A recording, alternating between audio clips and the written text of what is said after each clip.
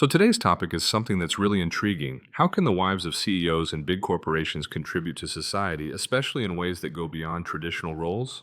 Yeah, it's a fascinating idea.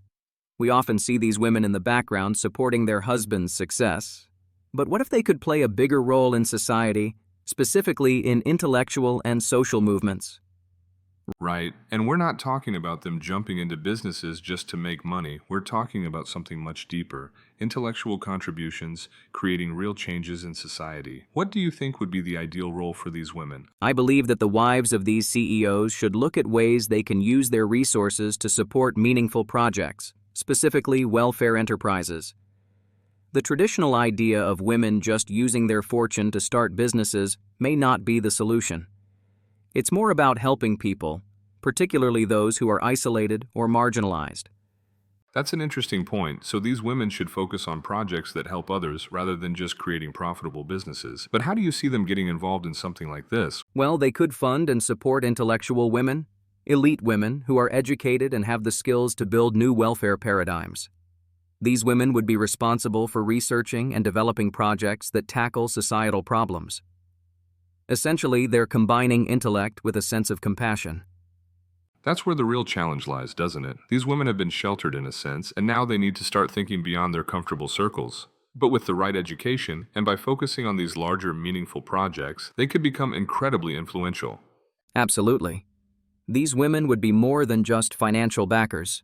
They'd be the intellectual mothers of the nation, creating projects that benefit the common good. It's about moving away from just charity work and focusing on sustainable, meaningful change.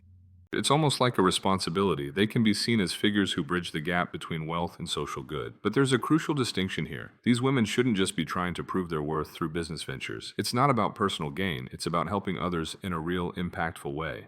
Exactly. When they support these intellectual women, they're not just contributing to the economy, but to society's well-being as a whole. Imagine a welfare project that doesn't just provide basic needs, but works towards sustainable improvement in underprivileged communities. That's the real change we're talking about.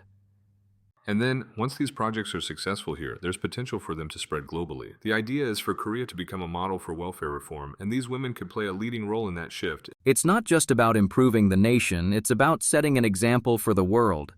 In fact, countries facing welfare crises would look to Korea to learn about this new paradigm. Women would be at the center of this global movement. It's a visionary concept. These women are capable of much more than just philanthropy.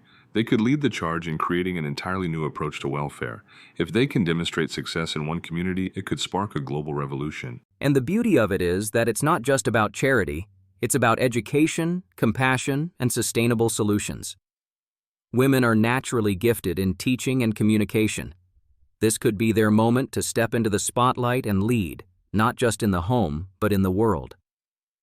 I love the idea of it being educational tourism too. Countries from all over would flock to Korea to learn about this new welfare model. And it wouldn't be the kind of tourism we see today. It would be about learning, about making a real impact. It could transform Korea into a hub for global learning.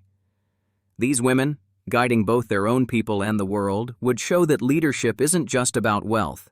It's about compassion and intellect. It's such an inspiring thought, but the key to making it happen lies in education. Women need to be given the resources and knowledge to take these steps, and the support to start these life-changing projects. Right. It's all about creating an environment where women can grow, not just in terms of their own success, but in terms of how they can influence society as a whole. Their leadership could change the course of global welfare. And that's where we'll leave it for today. Imagine a future where these women are at the forefront of redefining welfare. What would the world look like if they succeeded? It's an exciting thought, isn't it? The potential for change is huge. We'll have to see if these ideas can take root. Absolutely. Let's keep an eye on how this unfolds. Until next time, we'll be thinking about the real power of intellectual women and how they can shape the future. And we'll be hoping to see those changes come to life too. Thanks for tuning in. See you next time.